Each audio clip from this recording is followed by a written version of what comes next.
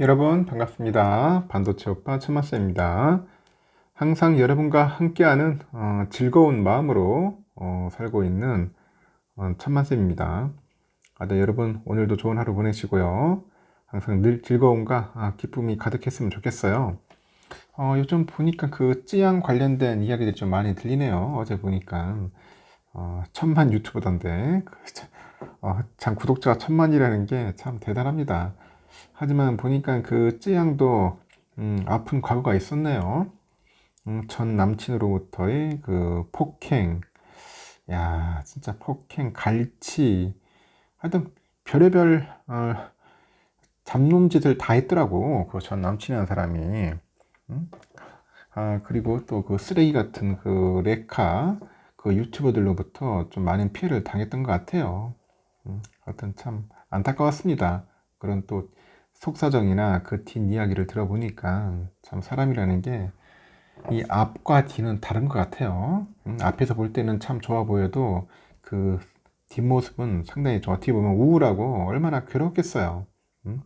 하여튼 여러분들 주위에 좀 좋은 사람들이 좀 가득했으면 좋겠습니다.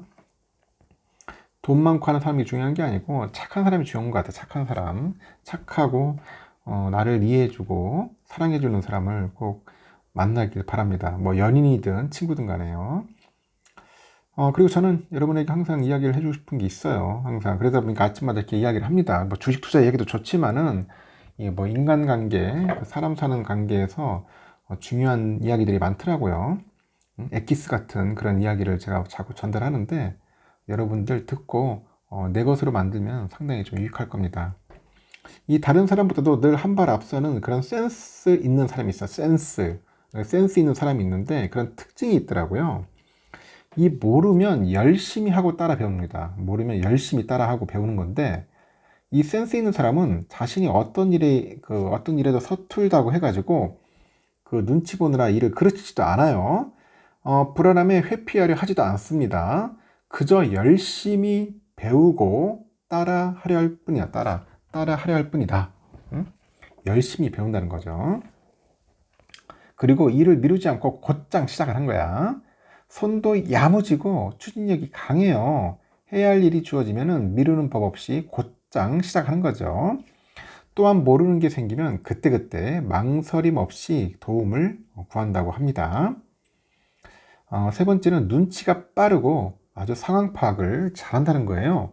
어떤 사람들은, 이런 사람들은 보통 눈치가 빨라. 구단이지. 대화를 할 때도 상대의 감정을 캐치하는 것에 능숙하다. 일이 진행되는 상황을 곧장 잘 파악을 하고 소통의 능력도 무척 좋다고 합니다. 센스 있는 사람들은 핵심을 빠르게 파악할 수 있다고 합니다. 그렇기 때문에 상황을 설명할 때도 글을 요약해서 써야 할 때도 이 전달해야 할 정보만 아주 깔끔하게 정리를 한다고 하네요.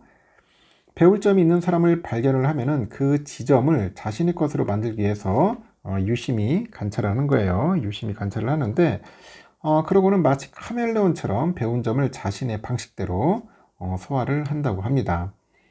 그리고 시키는 일만 고지고대로 하지는 않아요. 이런 사람들은 자신이 그 배우지 못한 일이라고 해도 성실하게 미리미리 살펴보고 시키지 않은 일이더라도 필요하다고 판단이 되면요 센스 있게 마무리 짓습니다. 하여튼 이런 사람이 돼야겠죠, 여러분. 센스 있는 사람. 하여튼 주식 투자도 센스 있는 사람이 되었으면 좋겠습니다. 알겠죠? 그러면 또 삼성에 관련된 그리고 다양한 소식들 한번 짤막하게 전달토록 해보겠습니다. 요즘 이런 얘기가 있어요. 나스닥은 신이다. 나스닥은 신이다. 이렇게 하는데 국장은 답이 없다. 물리더라도 미국에서 물리자. 뭐 그런 얘기입니다. 최근에 주식 투자자 사이에선 이런 말이 나옵니다. 여러분, 국장 대신 미장을 선호하는 그 개미들의 패턴을 단적으로 보여주는 거예요. 향후 국내 투자 문화를 이끌어갈 그 대학생에게서도 미국 선호 현상은 뚜렷합니다. 오직 미국이야. 고 아메리카. 한국투자증권이 국내 대학생 투자를 대상으로 해가지고 설문조사를 했어요. 설문조사를 했는데 응답자 그 72%, 이 72%가 해외 주식의 투자정이다 그렇게 이야기를 하고 그 투자 지역은 미국이 86%네요. 압도적으로 높았습니다. 2030 세대가 미국 증시를 선호하는 이유는 여러 개 있겠죠. 이 부모 세대들은 해외 투자 시스템이 구비되어 있지 않고 정보에 어두워요. 한국 주식 시장의 너머를 바라보지 못하는 거지.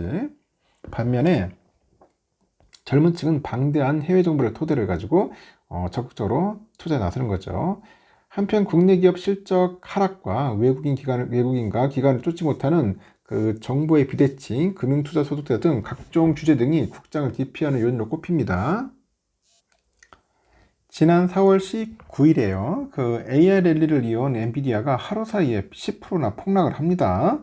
이때 상승세를 타던 엔비디아 시가총액이 $20 아래로 이제 미끄러지다 보니까 월가에서는 뭐라고 했냐면 이게 오를 만큼 올랐다. 조정을 받아들이는 그런 분위기였다. 그랬습니다. 하여튼 오를 만큼 올랐다. 이 같은 비관론을 단박에 깨버린 건 뭐냐? 실적이다고, 실적. 지난 5월에 엔비디아가 또 1분기 실적을 발표하다 보니까 시장은 또 환호성을 질러요. 결코 낮지 않은 시장의 기대치를 넘어서는 그 매출을 기록을 했고 주가가 뜨겁게 반응을 합니다. 그 이후 엔비디아가 시가총액은 3조 달러를 넘어서면서 승승장구를 합니다. 주가는 그 실적의 함수다. 주가는 실적의 함수다. 이런 자본시장의 오랜 투자 원칙대로 움직이는 것 같아요. 그 AI라는 그 넘사벽 테마가 이제 부각돼서만은 아니겠죠. 전통 신사업을 막론하고 실적에 따라서 주가가 그 움직이는 사례는 미국에서는 흔해요. 의류기업이죠. 아베크롬비의 그 1년 전 주가가 26달러였는데 7월 3일 기준 주가는 183달러로 무려 7배 올랐습니다. 그 아베크롬비는 지난해 미국에서 주가가 가장 많이 오른 기업 중 하나예요. 의류업체인데 주가가 오른 이유는 그 매 분기 기록하는 어닝 서프라이즈입니다. 그 올해 개미들이 국장에서 미장으로 물밀듯 빠져나갑니다. 국내 투자들의 그 해외 주식 보유액은 130조 원을 돌파했고 이 중 미국 주식이 90%예요. 90%. 연초 이후에 개미들은 10조 원 가까이 순매수한 반면에 한국 증시에서는 8조 원 가량을 매도해버립니다. 이 같은 트렌드는 젊은 층에서 뚜렷해요. 그 투자에 활발한 2030 세대 5명 가운데 4명은 한국 주식시장에 대한 투자를 기피하는 겁니다. 기피한다. 조사도 그렇게 나옵니다. 이유는 분명해요.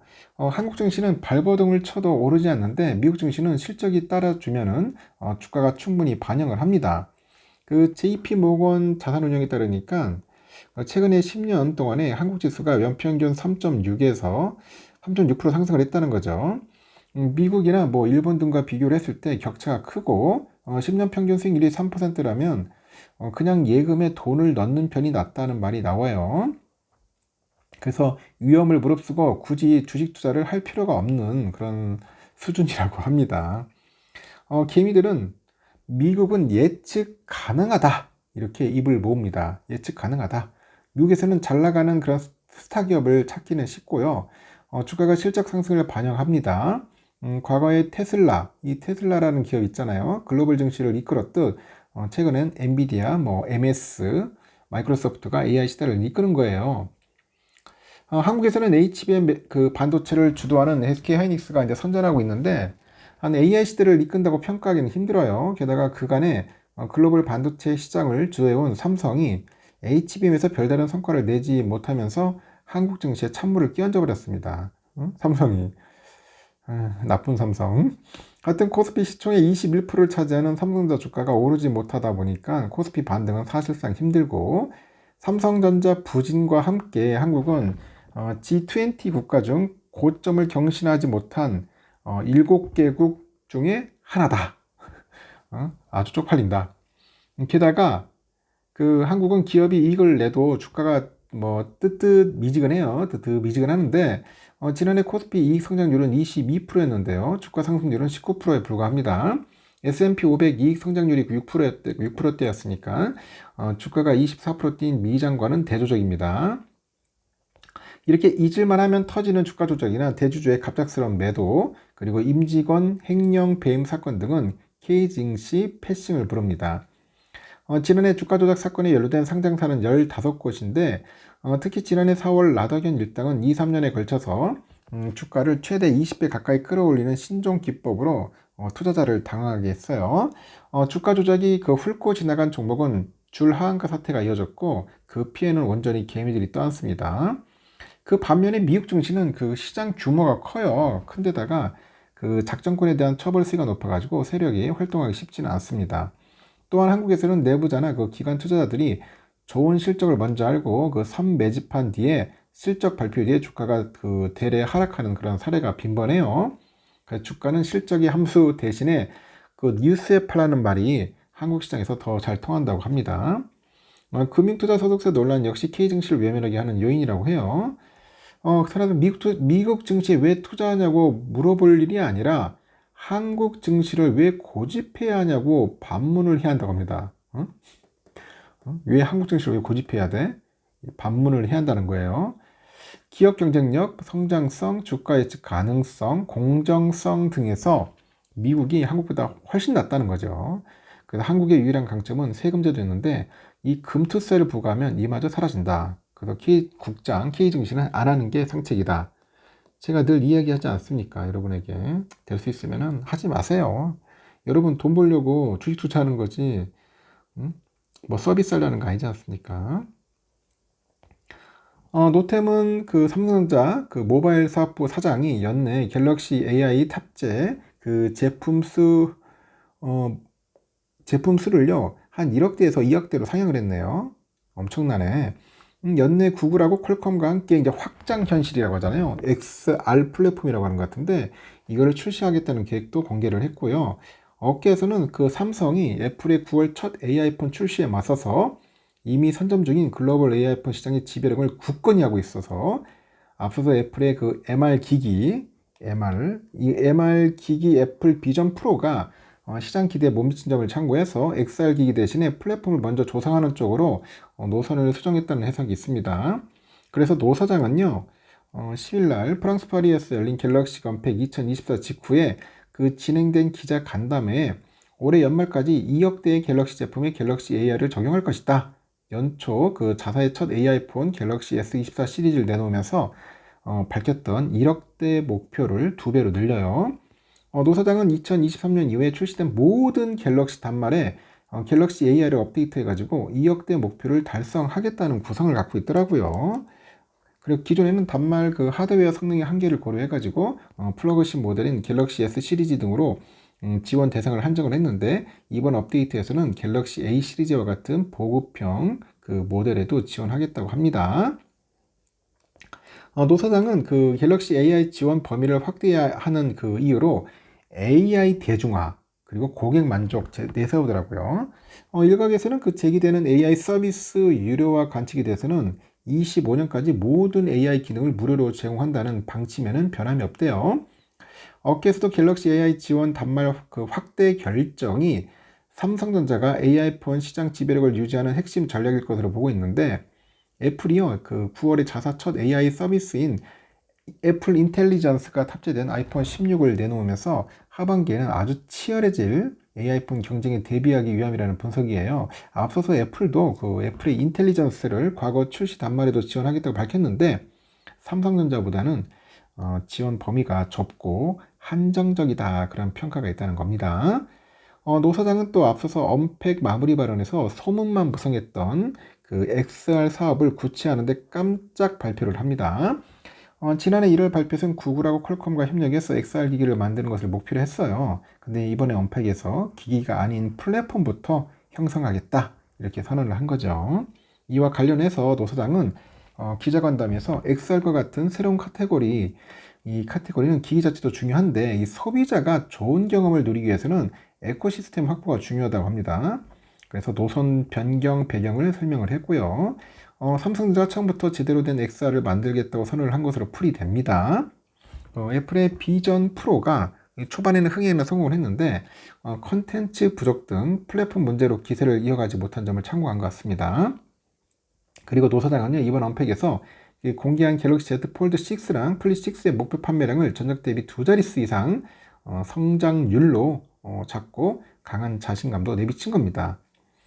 폴드 6랑 플립 6는 가장 정제되고 완성도가 높은 폴더블 폼팩터에 갤럭시 AI가 최적화된 전에는 볼 수 없었던 강력한 역대급 이런 폴더블 AR 폰이라고 하는 거죠.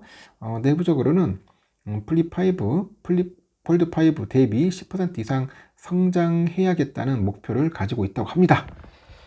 잘 팔렸으면 좋겠어요. 대박 쳤으면 좋겠습니다. 주가가 빵빵빵 올라가길 진심으로 바라면서 오늘 영상 여기까지 하겠습니다. 여러분 나중에 봬요. 좋은 하루 보내십시오.